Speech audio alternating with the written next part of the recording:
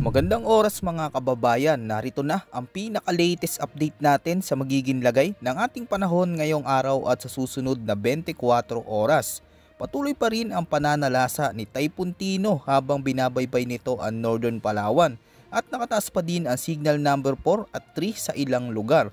May update din tayo sa bagong bagyo na paparating sa silangan at meron ng official advisory na inilabas ang Pag-asa dito. At ayon sa datos, maaaring lumakas ito hanggang super typhoon category.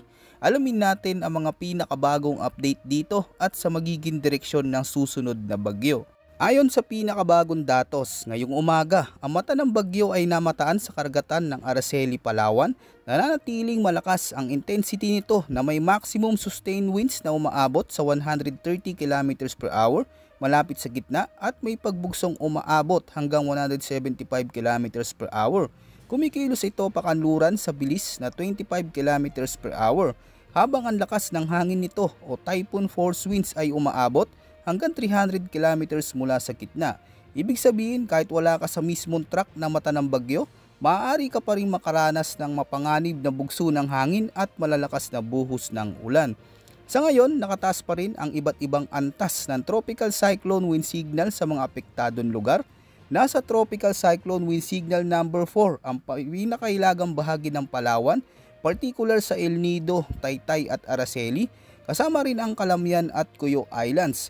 Dahil dito makakaranas ng typhoon force winds na may lead time na 12 hours na may lakas ng hangin na aabot sa 120 hanggang 190 km/h. May seryosong panganib ito sa buhay at ari-arian. Ang posibleng epekto ay pagbuwal ng mga puno at poste, paglipat ng mga bubong, pagkasira ng mga light to medium structures at malawakang pagkawala ng kuryente at komunikasyon. Signal number 3 naman ang hilagang bahagi ng Palawan, particular sa Dumaran, San Vicente at Roas. Ang mga lugar sa ilalim nito ay makakaranas ng storm force winds na may bilis na 90 hanggang 120 km/h na maaaring magdulot na malawakang pinsala sa mga mahihinang instruktura at puno. Nasa signal number 2 naman ang Occidental Mindoro, timog na bahagi ng Oriental Mindoro at gitnang bahagi ng Palawan, kasama ang Puerto Princesa at Cagayan Silio Islands. Sa Visayas, apektado rin ang Antique, kabilang ang Kaluya Islands at ang hilagang kanlurang bahagi ng Aklan gaya ng Burunga at Malay. Sa mga lugar na ito, mararanasan ang malalakas na hangin o gale force winds sa loob ng 24 oras na may lakas na nasa pagitan ng 65 hanggang 90 km/h na maaari pa rin magdulot ng moderate na pinsala. Nasa signal number 1 naman ang natitirang bahagi ng Occidental at Oriental Mindoro, kasama ang Lubang Islands, Romblon at katimugang Palawan gaya ng Aborlan, Quezon, Nara at pati na rin sa Kalayaan Islands. Sa Visayas, kabilang din ang Aklan, Capiz, Iloilo, Guimaras at kanlurang bahagi ng Negros Occidental, kasama ang mga lungsod ng Bacolod.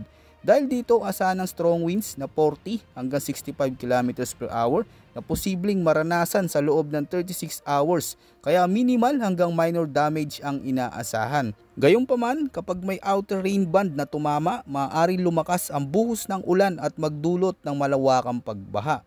Ayon naman sa latest heavy rainfall advisory na inilabas ng Pag-asa ngayong araw, asahan ng malalakas hanggang matinding buhos ng ulan na aabot sa higit 200 mm sa Palawan at Antique. Ito ay maaaring magdulot ng malawakang pagbaha at pagguho ng lupa lalo na sa mga bulubunduking lugar.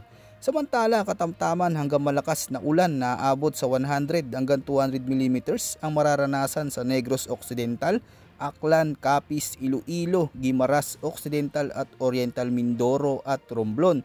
Bagya hanggang katamtamang ulan naman na aabot sa 50 hanggang 100 mm ang inaasahan sa Camarines Norte, Camarines Sur, Batangas, Rizal, Quezon, Catanduanes, Albay, Sorsogon, Marinduque, Masbate, Cebu, Bohol, Negros Oriental, Siquijor, Lanao del Sur, Misamis Occidental, Zamboanga del Norte at Lanao del Norte. Bukas araw ng Huwebes, November 6, patuloy na makakaranas ng malalakas na buhos ng ulan sa Palawan na aabot sa 100 hanggang 200 mm. Habang nasa 50 hanggang 100 mm naman ng buhos ng ulan ang posibleng maranasan sa Occidental Mindoro, Oriental Mindoro at sa may Antique. Tandaan mga kababayan, ang mga pag-ulang ito ay maaari pang tumaas sa mga bulubunduking lugar at mas lalala pa ang epekto sa mga rehiyong dati ng binaha. Ayon naman sa latest track at intensity outlook ni Bagyong Tino, batay sa pinakabagong datos, inaasahan ang panibagong landfall nito sa hilagang bahagi ng Palawan ngayong umaga, bago tuluyan lumabas ng landmass patungo sa West Philippine Sea. Pagkatapos, si Tino ay posibleng lumabas na ng Philippine Area of Responsibility mamayang gabi o madaling araw ng November 6. Habang lumalayo ito sa bansa, mananatili pa rin ang malalakas na hangin na dala ng bagyo na magpapaulan sa mga kanlurang bahagi ng Luzon at Visayas, lalo na sa Mindoro, Palawan at ilang bahagi ng Panay Islands. Pagkatapos manalasa ni Tino, may isa pang panibagong bagyo na dapat bantayan sa may timog silangan ng bansa sa labas ng Philippine Area of Responsibility na ngayon ay bahagyan lumakas pa. Sa pinakabagong datos ng Pag-asa, ang sentro ng Tropical Depression ay tinatayang nasa layong 1,590 kilometers sa silangan ng Mindanao. Taglay nito ang hanging umaabot sa 65 kilometers per hour malapit sa gitna at may pagbugsong umaabot hanggang 85 kilometers per hour. Kumikilos ito pakanluran, timog kanluran sa bilis na 20 kilometers per hour. Malawak din ang lakas ng hangin nito ay umaabot hanggang 310 kilometers mula sa sentro ng bagyo. Narito naman ang latest general outlook para sa forecast period sa loob ng susunod na 24 oras. Mataas ang posibilidad na lalakas pa ang bagyo at magiging tropical storm. Inaasahang bagyang babagal ang kilos ng bagyo habang mananatiling pabago-bago ang direksyon nito. Ngunit sa mga susunod na araw, ito ay unti-unting bibilis at kikilos pa ilagang kanluran patungo sa karagatang silangan ng bansa. Ayon sa track forecast, posibleng pumasok ito sa Philippine Area of Responsibility sa Biyernes ng gabi o Sabado na November 8. Kapag nakapasok na, tatawagin natin ito sa local name na Bagyong Uwan. Bagamat wala pa ito sa loob ng PAR, malinaw na ipinapakita ng mga modelo na tumataas na ang posibilidad ng pagtama o landfall nito sa bahagi ng Luzon sa mga darating na araw. Gayunpaman, mananatiling hindi tiyak ang eksaktong lokasyon at oras ng pagtama nito, lalo't mahigit 5 araw pa bago ito tuluyang makaapekto. Pagdating naman sa lakas, inaasahang mag-intensify pa ang sistemang ito habang nasa karagatan. Maaaring umabot ito sa typhoon category pagsapit ng Huwebes, November 6 at posibleng maging super typhoon pagdating ng weekend. Habang hindi pa nito direktang naapektuhan ang anumang bahagi ng bansa, inaasahang magdudulot ito ng malalakas na alon at mapanganib na kondisyon sa karagatan, lalo na sa may hilaga at silangang baybayin ng Pilipinas.